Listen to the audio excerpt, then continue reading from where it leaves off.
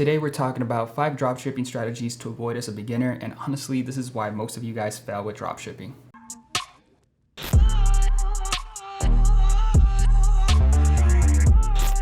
Before we get started, I just want to let you guys know that if you guys want to ask questions live as I do my product research, make sure to just subscribe and follow me on Instagram or Twitter so that you guys get notified when I go live and you guys can join me and ask questions. It's actually pretty cool. I've been answering some questions from some of my students and just people who have questions about just market research or how to find products and whatnot, and I'm doing that, or I'm answering questions as I'm doing my research for just a store that I decided to create. So hopefully you guys join me, but with that out of the way, let's go ahead and get started. Oh, by the way, if you guys have any other questions or if you guys want me to create a video for a certain topic, go ahead and leave it in the comment section. Now let's get started. So the first thing is selling a trendy product. You want to avoid this as a beginner. The reason for it is because you're just putting your luck in one product. You're really not having a strategy. You're not creating a plan. You're not creating anything. You're just basing all your luck and your resources in one product or a trendy product. And what happens is when that product dies off, if you manage to get before a product, starts trending, or as the product is trending, once that product starts dying off, so does your store. It's really hard to have returning customers when you just sell trendy products. So if you guys are just starting off, you want to stay away from trendy products. It used to be a lot easier to sell trendy products, but that's when dropshipping was just getting started and it wasn't as easy to create a store and start selling it. Nowadays, anybody could really create a store and sell these trendy products, but it takes a lot more effort to have that returning customer, and it takes a lot more to make this a full-time living or make this a full-time job. Not necessarily a job, but create your own store that provides you revenue month after month. Because if you're just selling a trendy product, chances are it's only going to be trendy for a couple months, if lucky. Most of the times you're going to be trendy for like a month, 2 months, and then the sales are going to start trickling down and it's going to become harder and harder to get sales. So make sure that if you guys are just starting off, to avoid trendy products, focusing on a single advertising platform. Now, don't get me wrong, it is good to only focus on one when you know that that's your successful one.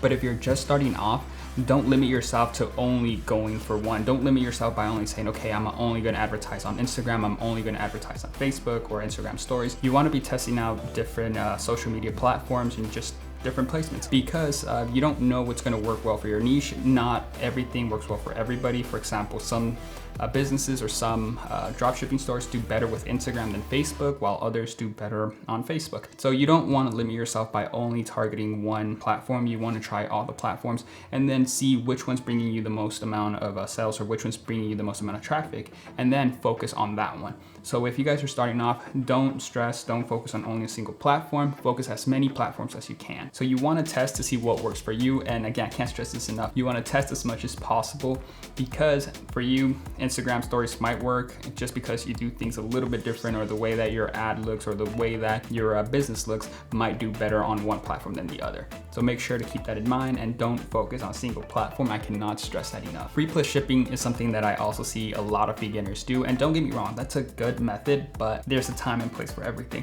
You don't want to go right off the bat doing free plus shipping. Most likely you're going to get a lot of comments or just a lot of people saying, hey, you could buy this product on AliExpress, or they're charging you the product, but you just have to pay it in the shipping and all this stuff. And it's going to get a lot harder to get a sale that way. The best way to go about it would be to make your store charge for the product, and once you build your brand or have some recurring customers, then you go ahead and do the free plus shipping. That way the customer sees like, oh, okay, I bought from them before, I like their products and everything, now this product is free, let me go ahead and check it out. So it's a lot easier to get a sale when you do the free plus shipping after you've acquired customers. But if you're just starting off and you've never had any customers to your store, it's going to be harder. Not impossible, like I said, there's a place and time for everything, but it's going to be a lot harder as a beginner to get those sales, and people are just going to spam you saying, hey, don't buy from them because they're charging you this much for product for the shipping, because they have to pay for the product. So try to avoid free plus shipping if you're just starting off. Targeting the entire world. I know I've said this before, but I'm gonna go ahead and say it again, because I still have people contact me and say, hey, I'm targeting the whole world,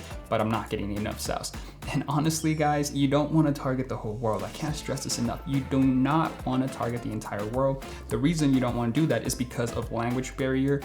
For example, let me just put it this way. You guys are scrolling through Instagram, Facebook, or whatever it is, and you see that there's an ad in, there's can't even speak. There's Arabic writing and you just scroll through it and it's like, okay, yeah, I don't care about this because it's not in your language. You automatically disregard it. The same thing is happening to the people that you're selling to in Japan, or to the people that you're just selling to in another country that don't speak English. So you want to make sure that you're selling to the people that are in the same language as you, or who read the same language. See, speak the same language as the language that your store is in. There we go. So for example, if you are watching this and you speak Spanish, make sure that if you're targeting Spanish speaking countries, that your store's in Spanish, that your ads in Spanish, and just basically everything's in Spanish. And I know it's easy to just say, oh, I'm gonna sell to the entire world and just target people who speak English, but trust me guys, it's still hard to get sales in those countries, even if you just select English as their main language. It's a lot easier if you only target English-speaking countries, which I'm gonna say it again, is the UK, United States, Canada, Australia, and New Zealand. Those are like the top countries that I'm get the most sales from, well, except New Zealand. Don't really get that much sales from New Zealand, but the rest, I get a lot of sales from, and those are the countries that you should be focused on. That's only if you speak English. Now, if you speak another language, then you have to do your research for that, for those countries. Creating a single product store.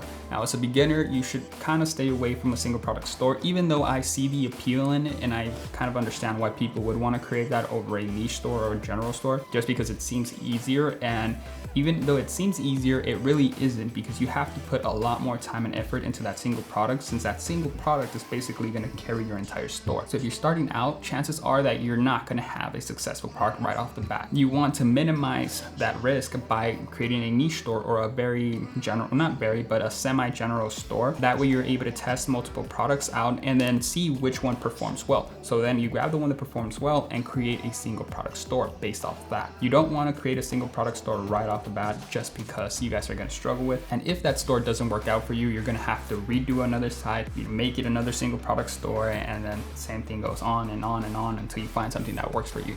So you want to avoid that. You want to save some time, create a niche store or a general store, test out a couple products, and then do the single product store. So that's really the way you want to go about creating a single product store. Don't just jump into a single product store right off the bat, especially if you've never dropshipped before. So there you have it guys. Those are the 5 things that you guys should avoid as a beginner. Emphasis on beginner. If you guys already have knowledge and just you guys have done this before, then you could go ahead and try some of these things out, test them. Now, for example, if you sold products before, you know what works, you know what product you want to sell, then obviously you could create a single store because you kind of have an understanding of what works and what doesn't.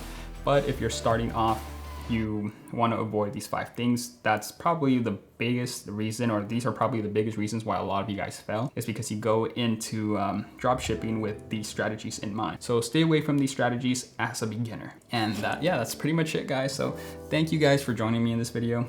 Not even live, but I don't know why I said that. But yeah, guys, thank you guys for watching. I'll see you guys in the next one. And like I said, if you guys want to see me do product research live and want to ask questions, make sure to subscribe and follow me on Instagram so that you guys get notified when I go live. Oop. Oh. I either underdo it or overdo it. That's been my issue. I've dropped that pencil so many fucking times.